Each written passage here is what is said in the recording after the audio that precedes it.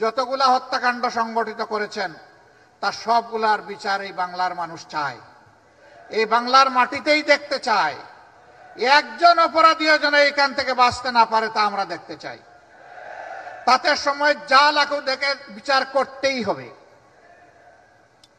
এরা রাজনৈতিক দল হতে পারে না। যারা ক্ষমতায় বসে দায়িত্ব জ্ঞানহীনতার পরিচয় দেয়, দায়িত্বশীলতার পরিচয় দিতে পারে না, নিজের দেশের মানুষকে হত্যা করে গদি রক্ষার জন্য, তারা কখনো রাজনৈতিক দল হতে পারে না। তারা একটি সন্ত্রাসী দল।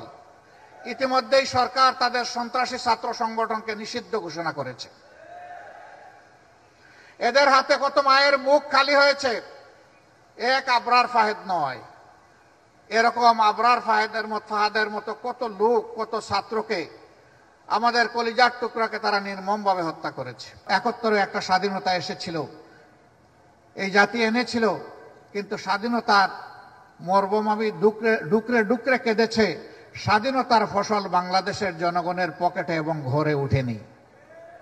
একটা গোষ্ঠী এটাকে হাইজ্যাক করেছিল, আর একটা দেশের হাতে এটা তুলে দিয়েছিল। তার জ্বলন্ত প্রমাণ এই 24-এর 16ই ডিসেম্বর পাশের দেশের প্রধানমন্ত্রী তিনি বিজয় দিবসের শুভেচ্ছা দিতে গিয়ে ভারতীয় সৈনিক সেনাপতিদেরকে দিয়েছেন আর বলেছেন এটা ভারতের বিজয় দিবস। যারা স্বাধীনতার চেতনার কথা বলেন, বেশি বেশি বলেন, তারা এখন চুপ কেন? তাইলে কি আপনারা এটাকে বাংলাদেশের বিজয় স্বীকার করছেন না? আর যদি বিজয় স্বীকার করে থাকেন তাহলে প্রতিবাদ করেননি কেন? আসল রূপ তাদের প্রকাশ হয়ে গিয়েছে, কারণ তারা তাদের মাথা ইজারা দিয়ে রেখেছে পাশের দেশ। এদের মাথা নিজেদের মাথা নয়, ওইখান থেকে রিমোট কন্ট্রোলে যা বলা হয়েছে তারা 15.5 বছর তাই করেছে। এই দেশকে ঘিরে হাজার জাতের ষড়যন্ত্র ঘরে বাইরে তুমি দেখতে পাচ্ছ। আল্লাহ, তুমি সামিউন বাসির, রাব্বুল আলামিন, ষড়যন্ত্রকারীদের সকল ষড়যন্ত্র তুমি ব্যর্থ করে দাও।